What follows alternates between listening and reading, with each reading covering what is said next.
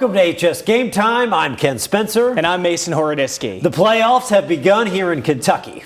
And if there is one team that set themselves up for a solid run this year, you could make the case that team is the DuPont Manual Crimson. You know why, Mason? Because Manual enters the playoffs as the top-ranked team in 6A. Tonight, they hosted the Campbell County Camels, my alma mater. First drive of the game, Crimson's inside the 10-yard line.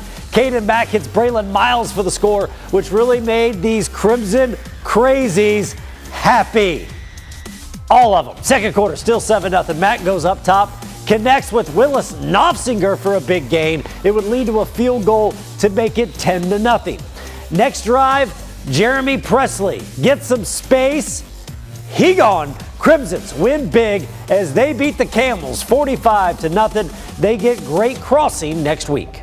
Well, Ballard and Bullitt East felt like two teams in the same boat. Somewhat disappointing regular seasons, but a decent amount of hope they have what it takes to make a run. That's why it's our HS Game Time Game of the Week. And the Bruins got started early, scoring off the first play, but they would take control with minutes before half. Larry Irvin with a monster throw to Dalen Thompson for the touchdown. Ballard's offense lighting up the field 21-0. Chargers offense trying to get some points back, but the Bruins swarm Cole Cornell and force a turnover. Ballard's D flexing its muscles. It would set up this play. Irvin tries to run, finds himself in trouble, pitches it out to Jamari Hayden. He makes his way out to the sidelines and into the end zone. Bruins go up 28-0 seconds before halftime. Third quarter.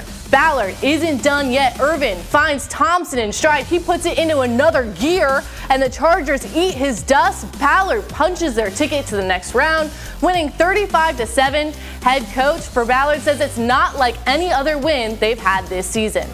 We haven't had a game like this all year, and so it was nice to be able to play from ahead. We don't normally play from ahead. It's like we get down and we claw back, and so we were up 14-0, and with our defense, that feels like 28-0. And so it was nice to come out with urgency. And obviously playoffs, so you're going to have that urgency. And our kids did a fantastic job answering that call. Let's check in with Mail, who was at home tonight hosting Eastern.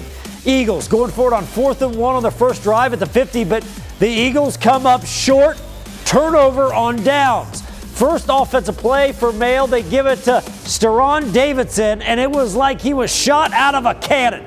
Picking him up and putting him down. 50-yard house call, Dogs on the board. Still in the first quarter. This time it's Shelton Sweeney finishes off the drive. Mail wins big 49-7, which sets up another meeting against Ballard next week.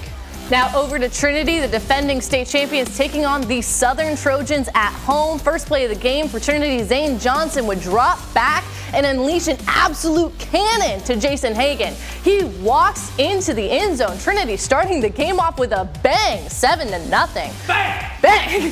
Southern pushed back deep. Keandre Thompson would swallow up Noah Portillo for the sack. Trinity's next possession, Johnson hands it off to Christopher Wilson.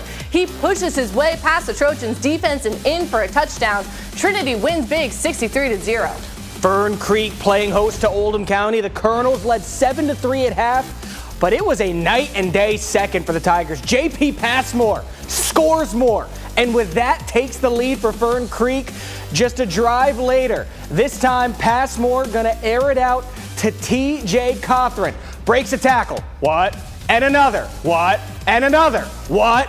By God, he could go all the way, and he does, extending in for a 53-yard touchdown to make it 16-7.